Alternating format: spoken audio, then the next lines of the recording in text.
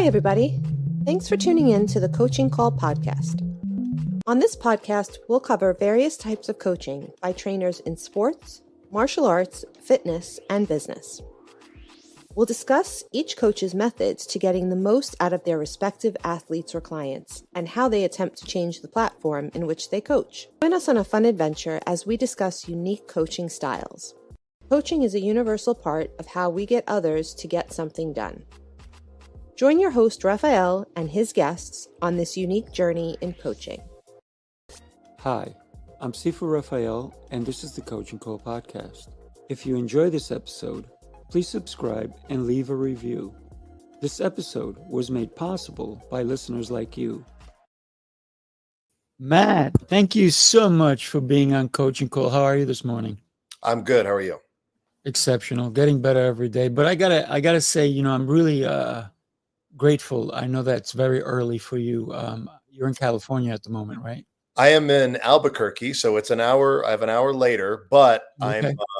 it's actually pretty good because I was just in Lithuania for 10 days and my sleep schedule is all over the place. So some mornings it's like 4:30 a.m. and I am awake and I'm like, so I've been starting my mornings actually kind of early. This is good timing. Oh, good. Perfect. Glad to that you did. So one of the things that you and I met a while ago, and you have created a persona, if you will, and you've become very famous for it. But before we even get into what you've done, I'd love to find out, one of the things that I love about this show is to get to know you a little deeper. We go into your childhood. Where were you born? And who influenced you even before the age of 10? So I was born in rural Maine. I was born in Lewiston. I grew up in Turner. It was about 20 minutes away. Very small town, about 3,000 people at the time. Very, very rural, and great place to grow up. Maine is beautiful. I really enjoyed just being able to ride my bike and play in the woods. And, I liked that sort of outdoorsy kind of small town upbringing. And I really got interested in movies really early. I remember my mother's side of the family really liked the old Saturday Night Live stuff like Chevy Chase, Bill Murray, Gilda Radner, that type of stuff. So we would watch a lot of that stuff. And then my dad was more of like a Three Stooges kind of guy. And I would watch, that was back when you could rent a VHS cassette that would have 3 episodes of the Stooges on them. It would be like an hour-long tape with like 3 20-minute episodes of the Three Stooges on it. And I would watch those and then I would mimic them and I would go to school and actually get in trouble for it. I would go to school. I would, try to be curly, or I would try to make my friends do like the slapping and the eye pokes and stuff like that. And we would get in trouble for it. But I liked I liked goofing off for people. I liked making people laugh. I thought that was fun. And I really enjoyed watching people do that. And there's this weird moment. There's this weird sort of moment that I still remember where there was a little, I don't even know what you would call it. It was like not a carnival, but like a little local event outdoors outside of the elementary school that I was at. And there was like a little rope ladder and there was like a dunk tank and, it was like a little fundraiser thing. And there was this rope ladder that was kind of like hard to climb because it had sticks on it and it was imbalanced. You had to try to get to the top. I climbed it.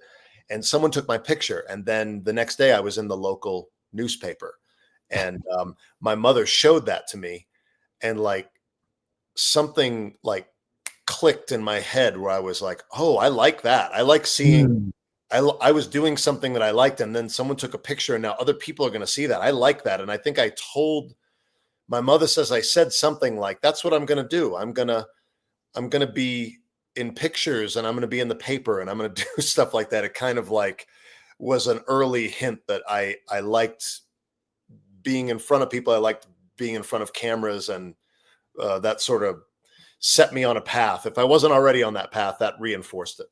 Wow. Wow. Incredible. And so you were in the paper and you were goofing off at school and getting in trouble. Yeah. Yeah. Basically. Um, and I'm sure you probably heard it. If you keep goofing off, you're not going to get a good job, all that kind of stuff, right? Oh yeah. And I was, and I wasn't a great student a lot of the time. It wasn't because I wasn't capable. I didn't get positive reinforcement for that. I got positive reinforcement for goofing off, and right. And my family wanted me to do well in school. People tried. My poor teachers. I feel so bad for my teachers because a lot of them were really trying, and I didn't really get my act together until probably junior year of high school. I figured out, because I was always on academic probation, and I was always being separated out because I wasn't doing well in school. And then I figured out that if I just did my work, everybody was off my back. Yeah. Everybody got off my back. Yeah. Not only did they get off my back, but they were like, all of a sudden I was getting like special, they would like let me out of study hall to go, rehearse a play or to go make a fun video or something because I was doing well academically. And I wish I had figured that out way earlier, that if I just did the work, everyone was happy to let me do whatever I wanted. Yeah, so let me ask you, did you try out for any plays, or you talked about being in plays? When was the first play that you even tried out or even started shooting videos? So those kind of happened, I think, around the plays happened much earlier. There were certainly opportunities to be in plays, but I didn't find my place. I remember I got cast in, I'm going to forget. It's a very famous play. Is it called Old Town? I'm going to forget what it is. There's some very famous, I was cast in serious plays in small roles, and I didn't know what to do with myself. I was very self-conscious on stage, and I didn't feel like I had enough to do. And I didn't understand the concept of like just kind of being off to the side and waiting for my 3 lines and whatever. And then I remember I auditioned for a play, and I think it was a comedy. It was a Christmas play. And I didn't get cast. I was the only one of my friends that didn't get cast. And I was absolutely heartbroken because I was the class clown. And I was the funny guy. Like, why wasn't I cast? And so then either my friends went to the teacher who was directing the play, or I went to the teacher who was directing the play and be like, is there something I can do in the play? And part of the some part of the plot was that there was a Christmas tree that kept being brought in and out on stage. And she was like, you can play the Christmas tree. And I was like, play the Christmas tree. And at first I was kind of annoyed. And then I thought, well, that's kind of an interesting opportunity, because at first they bring a little Christmas tree. So I cut like a cardboard cutout with eye holes, and I got some branches, and I like stuck the branches through it. And I walked on like with branches, like I like acted out being a Christmas tree. And then later on in the play, they bring out a full-size one. So I had another cardboard cutout, and like I had these branches, and every time one of the other actors or actresses would cross the stage, I would like reach out and kind of like touch them with my branches, or then the people were saying, oh, the tree needs water. And they would come up and like pour water all over me while I was trying to like do my thing. It was a laugh riot. I remember people went nuts over that play. Like, it was so fun, and it was so funny. And it ended up being kind of a show stealer, but I realized that, reinforced that I loved performing for people, and also that you really can make something out of almost anything if you just are given the opportunity. And that was one of the first times that I was able to fully experience that.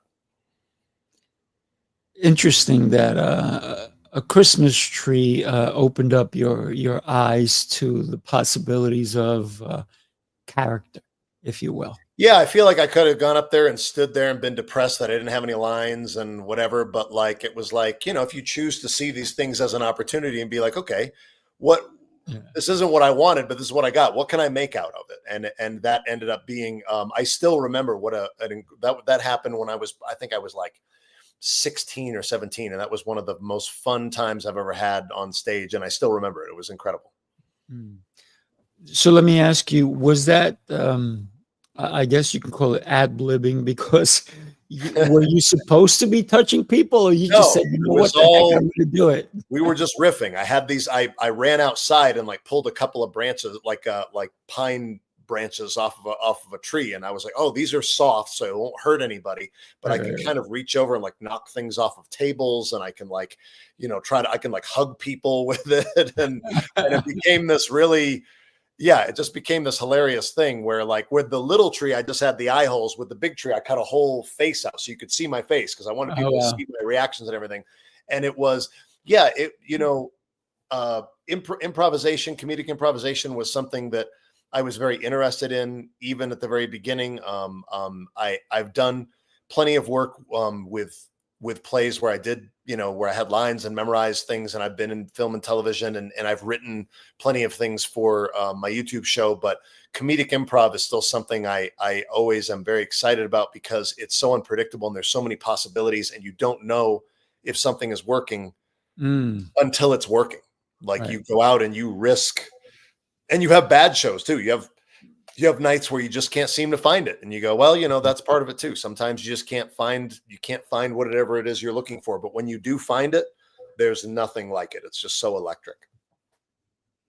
So you were 17 or 16 and you were playing a tree, but you were not just any tree. You were a funny tree. Yes. When did you think that you can do this professionally, or did you go and do a different job? What was that like for you? So I definitely did a lot of other jobs. I really credit my high school teachers for really reinforcing this. The gentleman named Jim Edwards, who was my English teacher and also the drama teacher. And he put me in a lot of plays, and he was constantly like, you're going to do something big. I know you are. Like, he's like, you have to follow this talent. He really believed in me. And another gentleman who was my social studies teacher, but who was a big fan of movies. And he took my class clowning as, with really in a good hearted way. And he actually encouraged my comedic impulses and things like that. His name was Chris Shaffelli, and he was another really influential teacher. But lots of people didn't understand why I was so difficult to deal with in school. But the people who did understand really encouraged me, and they said, like, you're a performer, you're going to go someplace. But it took years and years for me to figure out how to make a living at any of this stuff. And I had so many odd jobs. I worked retail. I worked, my first job was actually at the movie theater, which was another great advice by my mother, because my mother was like, you're 16, you have to get a job. You have to get some kind of job. You can't, like, if you want a car, you have to be able to pay for it. I can't pay for it. In order to have a car, I got a job at the movie theater. And I didn't love working the concession counter, like selling popcorn, but I loved being around the movies. I loved seeing what movies were coming out. We got to go to the movies for free. They get 4 free tickets a week. That was a dream. Every Friday I could go I could bring friends if I wanted to, and I could go to the movies all the time. I loved that part of it. And I even got to the point where I was threading the projectors upstairs, like running the film reels through the projectors and setting them, and then like looking at the time and making sure I started on time. I loved that, because you can watch the movie from the booth too. You can like turn the volume up in the booth, and you can watch and so when I was on projection, I could like bounce around and like watch different parts of different movies and stuff. So like, I liked that. But then I went out to Los Angeles, and I tried to get into the business. And I got a job in the mailroom of a TV show, stuffing envelopes. And then I got bumped up to being a production assistant, and I would do deliveries and stuff like that. But I burnt out of that probably in a year and a half, because that wasn't creative. And I knew that I got the sense that it was it's even harder to be right next to the people who are doing what you want to do while you're not doing it. I was around the creative people, but I was running errands and picking up the lunch order, and I wasn't a good PA either. I wasn't very good. They weren't even thankful to have me because I was kind of disorganized, and so I ended up, I bounced around for many years. I ended up leaving. I started taking acting classes. I quit all the production stuff. I was like, if I keep doing this, and I've had that several times in my life where I end up on a path and I think to myself, if I keep doing this, this is going to end up being my career, and I was like, if I keep doing this, I'm going to work in the production office. I'm never going to get a shot at acting or writing. No one's, because why? I'm working on talk shows. Like, that doesn't happen. So I took some acting classes in LA. I got a lot of positive feedback, but I just wasn't ready. I had no education, no money, no connections. So I ended up leaving LA, going back to Maine and kind of regrouping. And then I decided to go to college a few years later. I delivered pizza for several years. And then finally decided that I needed to go back to school. And I went and got my degree in film from College of Santa Fe because I just felt like I knew that I didn't know what I needed to know. I just felt like I kept trying to make things through sheer ambition and will.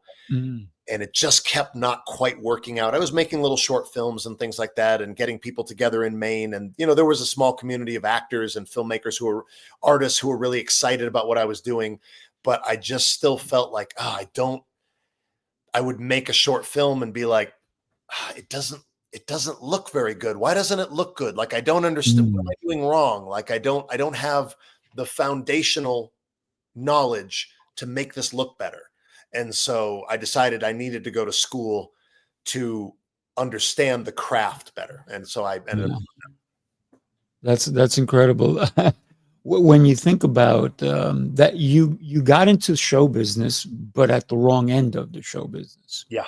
Right. And then you realize that if you stay there, you may do well, but it's not your passion. Right. Yeah. Yeah.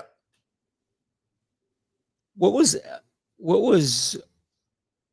the acting classes like for you? What kind of acting did you even think you wanted to do? That class, which I really was really important. There was a wonderful teacher named Celeste Boyd, and she was doing scene study classes. I actually met her through a thing that I feel like in retrospect was kind of not a scam, but like I went to one of those, they'll do these, I don't know if they do these anymore, but they would do these advertisements like be a star, and like you go to this thing, right? You go to this convention or this big room and they show movie clips and they show clips of actors accepting Oscars. And of course, everybody in the room is like, that's going to be me someday. Right. And then they bring out an actor they brought out this kid who was in the beginning of Jurassic World, the second Jurassic Park. And he had a bit part in the beginning. And of course, if you're new to LA, you're like, oh my God, that kid is in that movie clip we just watched. Right. And he tells you, if you go to Beverly Hills studio and get acting classes, this could be you, And so then you go up on stage, you say your name, you see yourself on the big screen, and then you go to a table and there's a row of people that are like, you've got an interesting look. I want to see you Wednesday at 2 p.m. And then you go in and they explain that if you give them $3,000, that's right. And they're going to give you all the training. They're going to give you the scene study. They're going to take headshots and all this stuff. And so I did it. I had like $3,001 and I gave them all my money because I was an idiot, because I was young and I just wanted it so bad. And I was like, well, this is the fast track, clearly. and I took those classes. The classes weren't bad, but in one of those classes, I met Celeste and she said, hey, you actually, I really think you have some talent. I have this other class. It's very affordable. We do scene studies and improvisation and stuff. And that was where I really got some great work. Like, she was doing really great work in that class. And actually, I was in that class. There was a guy named Wilmer in that class. And and he and I got along great. We always did fun comedic scenes together. And then one week, Wilmer wasn't in class, and I was like, "Where's Wilmer been? He hasn't been around for a few weeks." And they were like, "Oh, he got a pilot." And that was That 70s Show. Oh, wow. It was Wilmer Valderrama, and he became, and that was even crazier. That like we were in class with him for months, and then one day he was a TV star, millionaire TV star, and so we were all like, "Oh my God!" So it is really possible. Like you can get the right audition, and your life can change. The most important thing about that class was really understanding not just the comedic stuff, but we did dramatic scenes. We did scene breakdowns with, like, I was taught how to break down a scene, figure out goals and obstacles, and how to, we dabbled in things like sense memory and emotional recall and understanding how to make a scene real. It was real gritty. It was gritty acting. It was in a little room in some office somewhere that she would rent once a week. And we did it was a real artist experience. And it was very formative for me because it's where I really began to understand what acting really was. Wow. Incredible. By the way, thank you for mentioning all those scams, because guess what? I'm in New York, and you can only imagine. I feel so bad for, it's like, I went to 2 of them, and I said, you know what? No. Yeah. And it seems, they really know what they're doing. And, and I, again, like, me making that decision did lead me to people that I am grateful to have met. I just think I probably could have done it for less than $3,000. Right. I really couldn't afford to do that. I can't believe I signed my money over to them. So it's kind of predatory, but yeah, I understand what it's like to be new and excited and just feeling like, if I can just, where's the quickest path to my goal? If I can just quickly get there, it's like I have no money, but if I can just get rich and famous really quick, everything's going to be fine. It's the rocket that has no fuel sometimes, right? Yeah. And they say that the price of fame is it's expensive, right? And a lot of people look at celebrities even now, and they're like, "Oh man, they got so lucky." Meanwhile, the luck is in the diligent work and the auditions. Talking about auditions, what was one audition that you go, "Oh my gosh, what a nightmare"? Did you have any of those? Yeah, I've had a couple of those. Plenty of them. I remember auditioning for, what was that movie called? I think it was called the Banshee Chapter. It was about, oh my gosh, Banshee was a crazy show. The show itself was maybe crazy. it was, yeah. I auditioned for that, and I was supposed to be terrified. I was supposed to it was one of those looking through a house or something, and a tense music. The way it was described was very tense. And I'm supposed to see something horrifying. Apparently my horrified face is very funny because I made the casting agent laugh so hard. I was not trying in that instance. I was really trying to play it like terrified. And she would laugh her head off, and she's like, "Okay, now do it serious." And I was like, "Oh yeah, of course. Yeah, I'll do it serious." I didn't, and then I did it again, and she laughed again. And she's like, "Stop fooling around." And I'm like, Right. Sorry. And I left the room with her. I made her laugh like 5 times in a row. I was really, really trying to be serious. And that was quite embarrassing because as an actor, I know that I'm funny, but I was trying to play and I wanted to be, I love horror. I love the genre. I wanted to be one of those people that gets killed in a horror movie or a horror show. And I was literally kind of laughed out of the office, where I was like, okay, I got to work on my scared face, apparently, because apparently I'm unintentionally hilarious. Yeah, that's one I remember in particular that I just left being like, "Oh, I'm such a bad actor. I suck. I couldn't do that one stupid thing." But it's okay. Let me ask you, when you were a child or when you were fooling around in class, did anybody ever say to you, if you keep making that face, it's going to stay? Oh, sure. Right. Sure. Absolutely. Were they lying? Of course. They were and they weren't, because I didn't know that eventually part of my job would be to hold a particular face for hours. And the character that I play on YouTube requires that. He's got an eyebrow that has to stay up. He's got kind of a perpetual frown. So all those years I was practicing for my future job where I was going to I needed my face to stick that way because I was going to have to do it all day. You just raised your eyebrow and you left it up there. I mean, did that take a lot of practice or just a little? I think I was always able to do that. Nice. But I think that was why I threw it into like a little accent of the character when I was creating it. But like I've said many times with people, like I really didn't know that when I was creating that particular character that would be an ongoing thing for years and years. It was just, for me, it was another creative project. It was another opportunity to do something. I didn't know that it would catch on. I love the fact that you just brought that up. It's okay. I'm going to share some video. Yeah. And, it's pretty funny. And anybody who knows, that's not your mustache, or is it? Correct.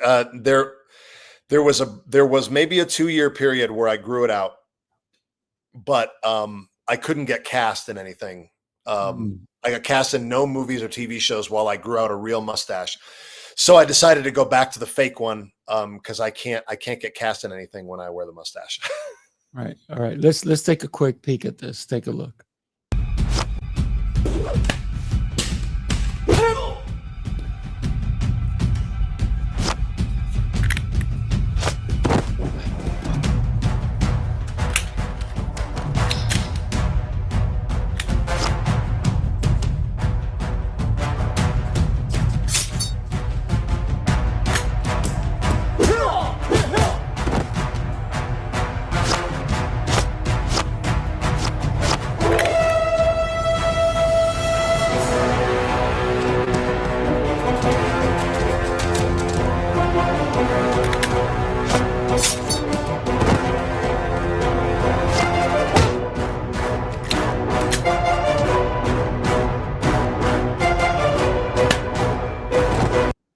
I got to tell you, that is so funny. Oh, those were fun. Your facial expressions are truly, I guess, here's the real question. When did you realize that everything you've been working towards is to make funny of martial artists? That's a great question. So I began studying martial arts when I was 16.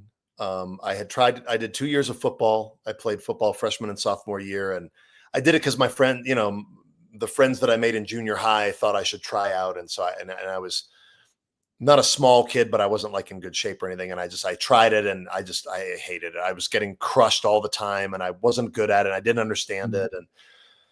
And then I found karate. And that just sort of clicked because I really liked martial arts movies already. And I wanted to study karate in some form. I actually saw the movie. I loved Van Damme movies and Steven Seagal movies. And then I saw a movie called The Perfect Weapon with Jeff Speakman. Right. And I was like, ooh, Kempo.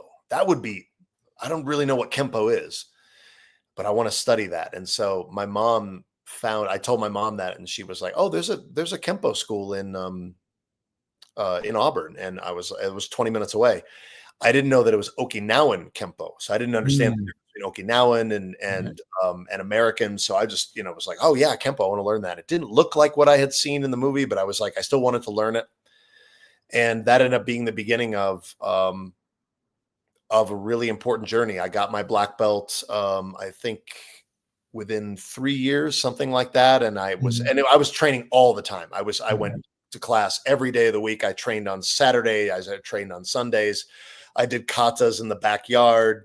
I had a heavy bag that I was practicing my kicks on every night. I was like obsessed. I was so into it. I would pull up scenes from movies and I would watch Van Damme and I would watch his form as he kicked to try to figure out like how he, how he kept his balance and how he rotated his hips and how he made the kicks look that way. And then I would just go and try to repeat that over and over and over again. So I was obsessed with it. And I loved it. And I ended up keeping martial arts in my life for many, many years. And then simultaneously, but kind of disconnected, pursuing film and acting and comedy and stuff like that. And when I was moving around the country, I would, because I left school and then I went to LA and then I kind of went to Maine, but I kind of bounced around a lot. And whenever I would go to a new city, whether it was within California or some other place, I would just go to the local dojo and just sign up because I had to be training. And I would just figure out I'd scrounge some money for, a month or two of classes. And that was when I discovered like McDojos essentially, because the school that I went to was very formal. We had a lot of etiquette. We used Japanese terminology. It was very, very traditional. And then I would go to these schools like had these wild uniforms and they had music playing and they had all these crazy things on the walls and everything. And so I began to discover there was this whole other world of American martial arts that I wasn't previously aware of. And that was where some of the seeds of this began to be planted. Initially, I had wanted to do a more dramatic martial arts story. I thought someday I'm going to do drama. I'm going to do like a movie that's dramatic about, people overcoming adversity and through martial arts, and like a lot of the movies that I enjoyed. But there were already a ton of movies like that. Correct. And there were already a ton of shows like that. And I when YouTube became a thing, I wanted to put something out. We were making, people were making web series, we were calling them, where it was like, that you can do like episodic things and put them on YouTube and people will watch them. And I was going to do like some sort of superhero thing because the superhero genre was really taking off. And then some other channel did the same idea that I had written. I wrote an idea about like a superhero dating show. And then somebody else did it. And I was like, well, I can't do that. And I was like, well, the only other thing I've got is this weird little script about a dojo and a comedy kind of dojo thing. And so that ended up being what I tried. So it took, years and years of all these different experiences and experiments. And I made a ton of short films. I made horror films. I made little action films. I made little comedy films. And then eventually finally combined like my interest in comedy, a format that worked with script and comedic improv combined, and something in the martial arts world was something I had personal experience with. And that was kind of like that was the perfect recipe, it turned out, for something that resonated with people. It's very interesting. I want to share a little bit more of this clip. Here you go. Oh yeah, sure.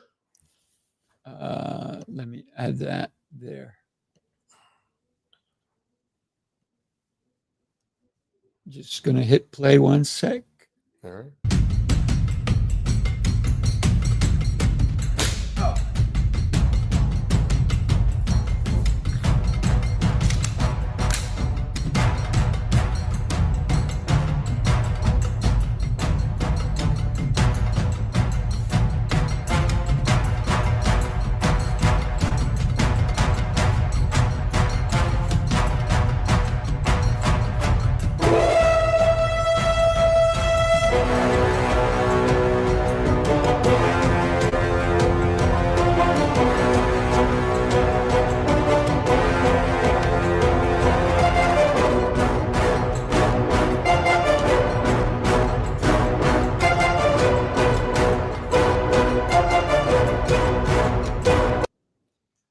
I got to tell you, your facial expressions are so funny. Thank you.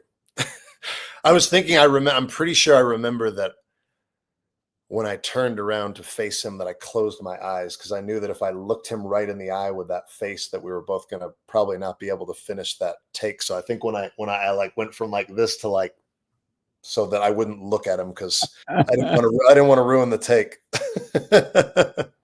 So you've done so many videos with that gentleman, and he's basically your co actor in your films, right? Absolutely, yeah.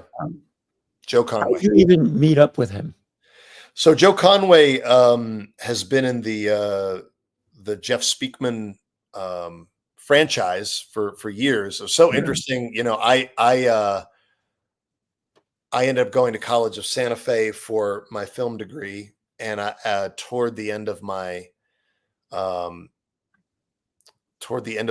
as a student, I drove by someplace and noticed that there was a Jeff Speakman Kempo school, and I was like, "Oh my God, that's the stuff that I wanted to learn way back when I had started." By then, I had gotten my black belt in karate and Okinawan Kempo, and I had studied Aikido. I had studied a little bit of jiu-jitsu. I was all over the place, but I was like, that's the thing that I wanted to learn. So I went in and met the instructor, Tony Potter, and his wife, Erica Potter. And I signed up with them, and I became pretty obsessed with American Kempo for a few years. Like, again, going some for a little while, I would go to noon class and I would go to evening class, and I would do that like 5 days a week. And I would go to Saturday class. I was just like obsessed.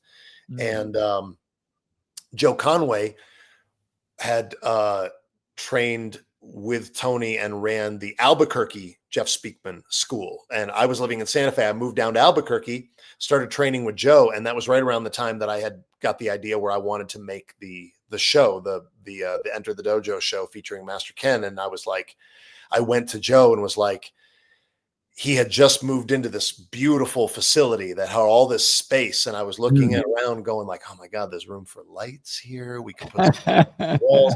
It was a perfect production facility. So I kind of went in and I was like, hey, so I got this idea and I just want to, and again, I wasn't intending this to be an ongoing thing. I was like, I just wanted to use it for like a weekend. And so I told him, and he said, you can use it on one condition. I was like, what's that? He's like, I want to be in it. And I was like, oh, you can absolutely be in it. I need people to be in it. Like, please be in the show, you know? And initially in season 1, he was present, but he didn't really have any lines. And then season 2, he brought me his character. He came up with the name Todd Woodland, and he had a little monologue that he wrote and everything. And he explained it to me, and I was like, amazing. Yes, we're absolutely doing that. And so he became a much bigger part of the narrative in the second season of the show. And then as the show the trick was initially we ran it like a TV show. We had a full cast and crew, and we had to get all these, like 20 people together, and we had to raise money and all this stuff. And then it became harder to get everybody together. And so it was like, I was like telling Joe that, like, I feel like I got to put out more content. He was like, well, just come over and we'll just do some stuff. And he was the only member of the cast that was a martial artist other than me. So it was hard to do slapstick with anybody else, because slapstick with a martial artist is different than with an actor. Like with an actor, you don't even make contact with anybody, whereas martial artists are used to getting hit. And so Joe was so encouraging, and like we would come up with, we would talk about funny ideas, and then we would just turn them into videos. And so he became like the guy for Master Ken. He became like the primary Uki. And those were the videos that ended up going the most viral. And so Joe's character ended up becoming the best, aside from Master Ken, like the best known character from the show, and kind of became famous in his own right. Nice. Not everybody's going to understand what uki means. I mean, I've been doing martial arts for 50 years myself. So would you explain what that means? I believe that the technical translation is someone who is like person who receives the technique. It's the yes, I do. That's actually how I'm not even trying to be. It is funny. But it's the person that is the attacker as you're practicing the technique. And it's a very unique role, because it's kind of a thankless, particularly in a lot of traditional schools. Like the more you ascend in rank, like if you're like really close to black belt, if you're like one of the brown belts, like you are going to get beat up so bad, because you're the one that the head instructor always points to you and is like, let me demonstrate this technique here. Come here, and the head uki is the one that's getting punched and kicked and thrown and everything, like, because they're skilled enough to receive the technique hopefully without being injured. Whereas somebody who is inexperienced might not know how to fall right. They might really hurt themselves. So yeah, it's a really thankless thing. And I got to say, I have worked with a lot of great stuntmen and stunt coordinators and people I've felt really, really privileged to work with. And I have to say, nobody takes a punch or a fall or a shot to the groin better than Joe Conway as Todd Woodland. He is the best. He is the best at that. He's so good at it that it took me quite a while to not ruin takes, because he just makes me laugh. He's so good at what he does. And I just was like, oh God, it's so hard not to laugh when he does his thing. He's hilarious. Yeah. And I want to come back and show another one about, you actually showed this to us when I was in California. Okay. Let me just share this one thing that I'm doing also for a quick second. Okay. Yeah. You followed the rules, tried the restrictions, counted the carbs, the steps, and the failures. You're not lazy, you're exhausted from doing it all without real change. What if the problem isn't you, but the plan? Sifu's Mind-Body Method is a 90-day transformation built on 7 unshakable pillars: mindset, movement, nutrition, hydration, fasting, journaling, and faith. This isn't another shortcut. It's your structure, your strength, your reset. You don't need harder, you need better. Ready to begin? Start today. I got to tell you, you spoke about your YouTube journey, right? How YouTube has really helped build who you've become. Sure. Right. So I definitely want to share this one with you, and you shared this with us if you're trying to get more high-ticket clients online in 2025, this is exactly what you need to do. The first thing, and most people get this wrong, is they jump straight. Okay, I'm going to stop there. And sorry about that, but sometimes when you try to show these things on YouTube, what do they show? Yeah, commercials. We got to get paid. That's right. So let's go ahead and show this one right here. And let's hit play on that. All right, get ready, guys. Here we go. So one person is grabbing, one person is striking. Make sure you can identify what's happening. Safety in your training.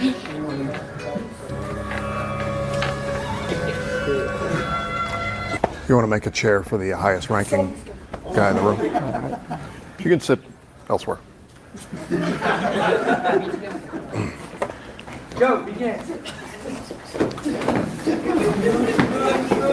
I've seen it about enough. I'll take over from here. You can bow out. Us.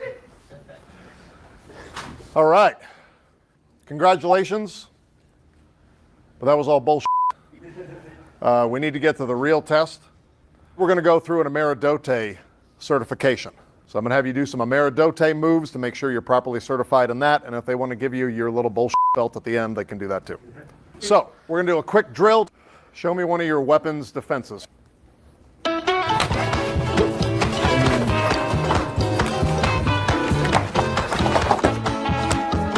right, let me correct those. Show you what you did wrong. When it comes to gun defenses, I always say the most dangerous gun is the one that's full of bullets. So what you need to do is you need to empty the gun first, okay? There's 2 ways to do that. If you stay at a distance, when he fires, you know that you can't actually catch a bullet unless you touch it first. So, as he fires, say bang. Bang! I move offline. I touch the bullet on the side. Not on the front, that's how you get shot. Touch it on the side. That's going to slow the bullet down a little bit. I'm going to touch it on the other side. Then it is slowed down enough for me to grab it and throw it back. So he says bang, Bang! tap, tap, grab the bullet, throw it back. Okay? He fires. Bang! Tap, tap, grab the bullet, throw it back. All right, now that's your turn, okay? So let's see it. Ready? Tap. I have to fire the gun first. This is the most important part. I don't even have my finger on the trigger. Ready? I'm going to say bang. Don't be nervous. Bang. Tap, tap, grab the bullet, throw it back. Second way is if you are close enough to grab the weapon, okay? He points the weapon at me. First thing I want to do, grab right hold of it, okay? You want to keep it in front of you. That's where you're strong, okay? You push it away, weak. Muscles already extended. Keep it right in front of you, okay?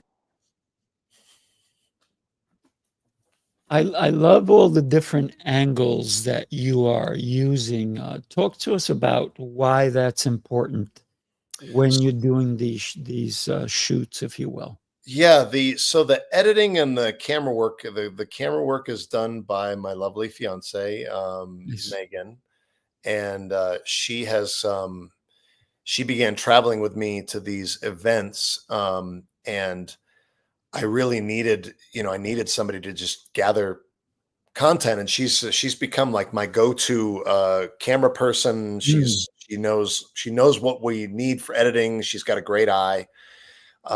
So part of it is like making sure you get the coverage of it. And then another part of it is the edit. That particular edit was done by a good friend of mine, a wildly talented editor named Daniel Dinning.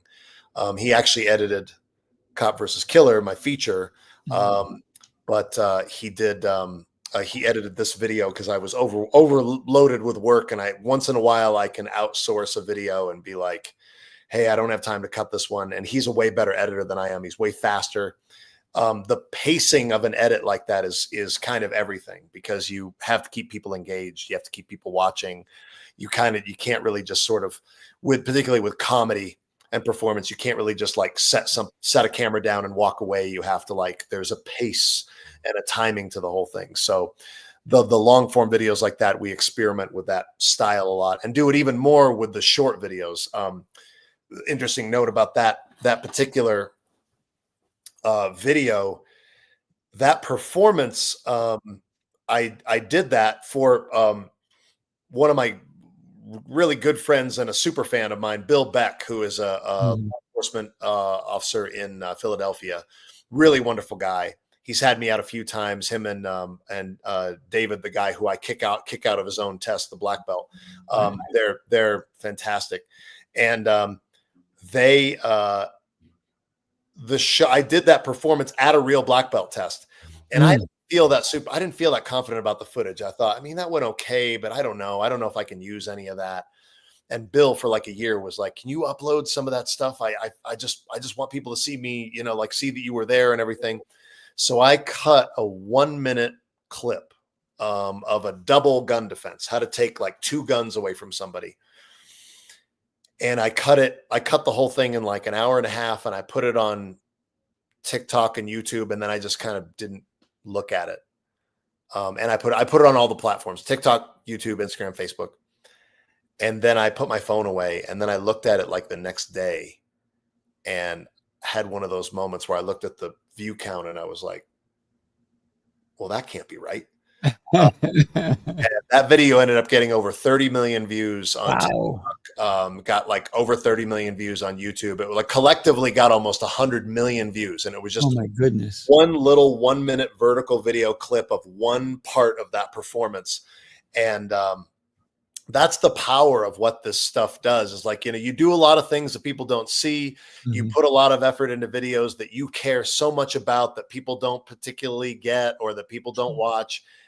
And that's just part of it. Like you got to make videos because you like making videos, but then once in a while, something you put up like just catches fire and just like launches you to a bigger audience. It can get you sponsorships. It can get you ad revenue. It gets me live appearances. So like whenever I'm discouraged about the content, I remind myself that if the traffic is low or whatever, I always know I am one video away from all of that turning around, because one video for the right audience at the right time re-energizes everything. Yeah, I love it. It's interesting that you didn't even want to put that up. You didn't think I it was really good almost enough, didn't. right? Yeah. If it wasn't for Bill, if Bill watches this, thank you, Bill, for getting on my case and being like, "Can you just put up like a little bit of it?" And I was like, "I don't know. I didn't feel like I did a very good job." And he was like, I just did just one clip, and then that long, And so then, of course, then once that went viral, I went back and I cut that whole performance up into a whole bunch of clips, and I put a bunch of them up, and then we cut a long form version of it. I was like, give them all, get it out there, Yeah, yeah. Beautiful, beautiful. And then you did talk about TikTok. When did you realize that, yes, it's still around, right? It's been Oh yeah, threatened to be it's still a pulled thing. down. It's like, they shut it down for what, less than 24 hours, and now it's just kind of, it was like a thing, and now like no one talks about it because there's like bigger things going on in the world, I think. There is. When did you realize that TikTok was going to be another great place for you to be on? I was actually, that was something that I have to credit the guys at Black Rifle Coffee for forcing me into. I was hanging out with them, and they were like, they wanted to do, I was there in Texas doing content with them, and they were like, let's do some TikToks. What's your TikTok? And I was like, I don't have a TikTok. And they're like, you don't have a TikTok? Why not? And I'm like, because I'm in my 40s and I shouldn't be on TikTok. They were like, no, dude, like, you have got to be on TikTok. Like, there's a ton of viewership. There's a big audience there. You got to do it. So they were like, make one right now. And they were like over my shoulder. They're like, make a TikTok account right now. And so I made one right then. And we did like 2 collab posts with a couple of their guys, Charlie Classic, Caleb Francis, like we were there with them, and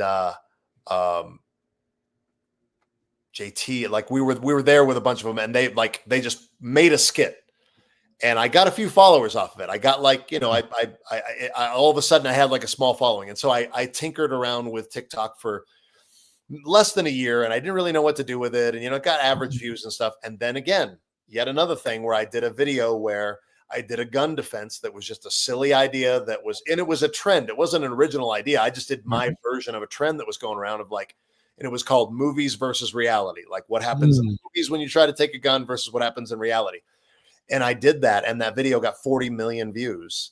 Wow. And I like overnight, like within like 3 or 4 days, I had 600,000 TikTok followers. And I was like, oh, okay. So now I guess I'm a TikToker also.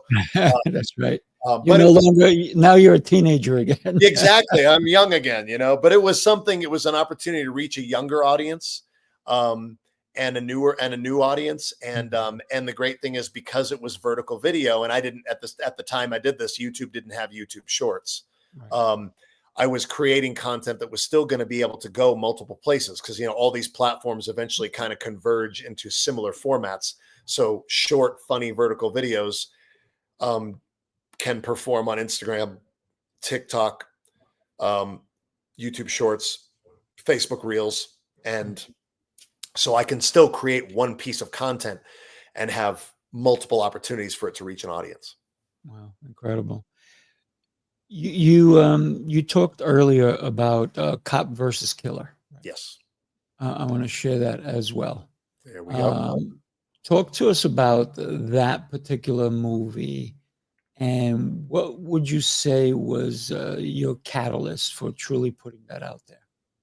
So I had that script around for over 10 years, and I had written it as I was going to do it as like a found footage, like a Blair Witch kind of thing, where it was like, I was just going to run around with some cameras. And I wish I had done that, only because when I finally made the movie, and I had a great experience making it, the way we did, but it was another one of those things where I was like, well, I don't have enough money and I'm not ready. I don't have enough money and I'm not ready. And then when we finally made it, we didn't have enough money and I didn't feel ready. And so I was like, shit, I could have done this 10 years ago, and it would have been a different movie, but it would have gotten me going on the process. Right.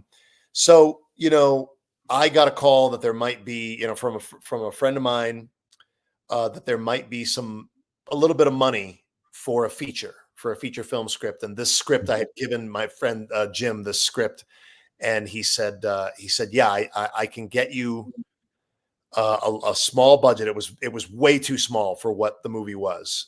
It was like a sixth of what I thought it would cost to actually shoot the movie. And I was like, and then, I wanted to make it, and, and Megan and I would talked about it back and forth. Like, I don't know, could I do this? We were going to have access to, we were going to shoot it in Truth or Consequences, New Mexico, small town. We would have a lot of, we wouldn't have a lot of interference. It was like people would be excited about making the movie, and it was going to be a low budget, and we ended up finding a company called Triangle U Studios, which was a production studio down in Tier C, and they wanted to co-produce, and so they were able to come up with some of the gap financing. Still wasn't enough money, right? But we even had a meeting, and I tell people this all the time. Like we had a meeting where we looked at our plan, and Triangle U, to their credit, said, we don't think this is ready. We think that we should take 3 months and really work on this production plan.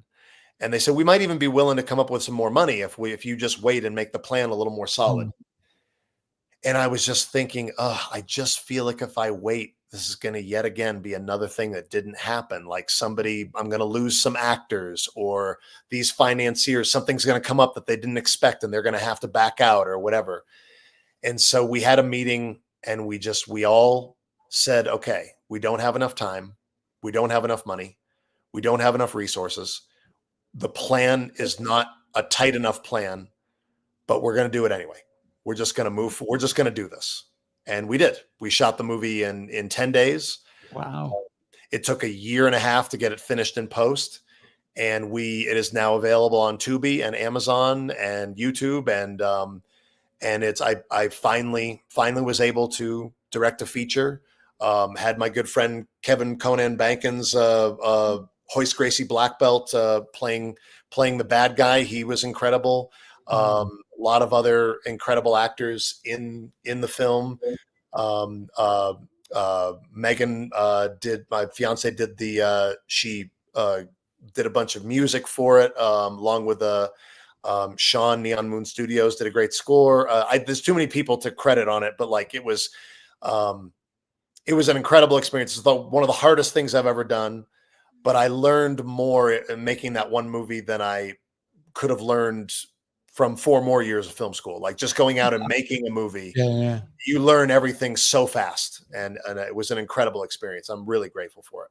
Well, especially in shooting it in 10 days. Oh my goodness. It's only, I wanted a month. We could only afford to pay the cast and crew for 10 days. So it's like, okay, well, whatever movie we make, it's going to be what we shoot in the next 10 days. Wow. So Matt, would you consider making another film, or have you already started? Have you started on a script?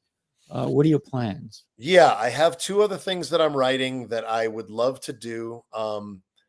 The best and worst part about the experience of making that movie was learning how tough it really is. And so like, I want to be sure that the next one is something I really want to do. Cause that's something you got to remember is like, if you set out to make a movie, you're going to live with that movie. That movie's an entity, a thing that you're involved with forever. Right. Even once it's released, like you have to that Jamie Bernadette, who played my wife in the movie, who's a scream queen. She was in I Spit on Your Grave, Deja Vu, and a bunch of other great horror films. She told me, because her and her husband have produced their own films, and she's acted in a bunch of stuff. And she said, your movie follows you around even after you're gone. Like you have to, in your will, you have to say who gets the rights to your movie, what movies when you die. Like you have to, this thing exists forever. So make sure that it's something you want to be involved in, because it never goes away. It's always there. So, but I would love the opportunity. And I definitely intend to make another one. There were a million problems on this one, but it was also, it's a miracle. There are scenes that came out so much better than they should have, and gave me a lot of creative satisfaction and confidence that I could do better. I can do another one. Well, if you're ever in New York and you need a large location, I have a 10,000 square foot martial arts facility. So if you ever need, Hey, that's good to know. Okay. listen, no charge. It would be an honor just to All have right. you That's out on the here. record. That's on the record. No charge. It's on the record. Yeah, listen, for me, it's always about how can I help, right? That's my great. mission in life. How can I help somebody? This is why I do these shows, right? Because bringing you will allow someone who may want to get into the movie industry, who may want to get into creating a series or anything like that, to say, I can do it too. Yeah. Right. Yeah. And the thing is, anybody watching, you can. It's you just have to decide to do it. That's the thing. And that's the thing it's taken me all these years to learn, is like, you really just have to decide to do it. You're never ready. You just have to go do the thing. Just go do the thing. When I posted that I was going to have you on the show, somebody said, "Oh yeah, restomp the groin." Talk to us. I know we're almost done, but talk to us about that. I think made you even more famous, right? Yeah, and that's one of those things that it's funny how catchphrases come about, because that I didn't mean for that to become the catchphrase. In the first official episode of Enter the Dojo, I did a test that you can find on another channel where I was trying to figure out the character, and I was wearing like a black uniform instead of a red one, and my voice is a little different, and I don't say anything about stomping the groin. I make some groin jokes, but I don't say re-stomp the groin. In the first official episode of Enter the Dojo, in one of the scenes, I do this really elaborate technique where I'm like hitting the sky a million times, and at the very end, I say re-stomp the groin. And that just became all the comments. People were like, "Oh my God, re-stomp the groin, re-stomp the groin." And so for years after, when I would do a technique, a funny video, if I didn't end it that way, people would go like, "He didn't re-stomp the groin." And so now that just became the thing where like I have to like make a note to myself every single time, even all these years later, as I'm making videos, I have to remember they always expect me to do that at the end. And so that that was a catchphrase that came out totally organically. That is like it's like the thing that they expect Master Ken to say. Love it, love it. And this is the first time his name came up, right? Master Ken. Yes, the character you created. Do you have across the screen, your website is going up, enterthedojoshow.com. Do you have merchandise? Do you have dolls, different things of that nature that people can purchase? Yeah, we have Master Ken has a book on how to practice Samaradote. We have patches that you can put on your gi. You can get certified. You can get a signed certificate from Master Ken. So yeah, if you go to enterthedojoshow.com, all that stuff is there. We also post things about, I do live appearances all over the world. Starting to put more of that information on the website so that people can find out when I'm in their town and doing events and stuff. So yeah, just check it out. Yeah. So maybe we should do an event in New York, and we have all the martial artists who want to be featured, right? That'd be great. Of course, they would have to pay a fee to be featured. So it'd be a good venture, and we could host it here in Farmingdale, New York. I would love to. That'd be great. It'd be a lot of fun. What's something that when we think about legacy, what's one thing that you want to be remembered for? I think the messages that I get, and I still get them. There are people who message me out of the blue and they'll send an email or a chat someplace, and they'll just say, "Hey man, like, I just wanted to say, like, I had a really, really hard day today, or there's something going on in my life that I'm having, somebody I know has cancer, or like, something really heavy." And they're like, "I saw one of your videos today and it made me laugh for the first time in a while. And I just want to thank you."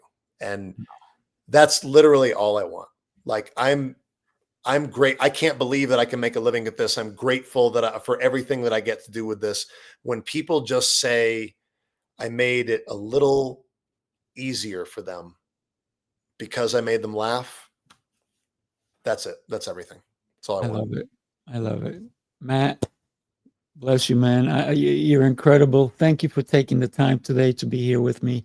Thank you. Just hang on for a minute. We're going to say goodbye to everybody. Listen, share this show with your friends. They need to see and find out how Matt created this incredible character but it's not just about the character. It's about his heart.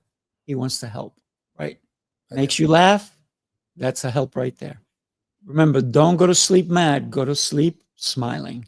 So thank you, Matt. Everybody, remember, share it. And Matt, hang on for a second. Will do. Bye, everybody.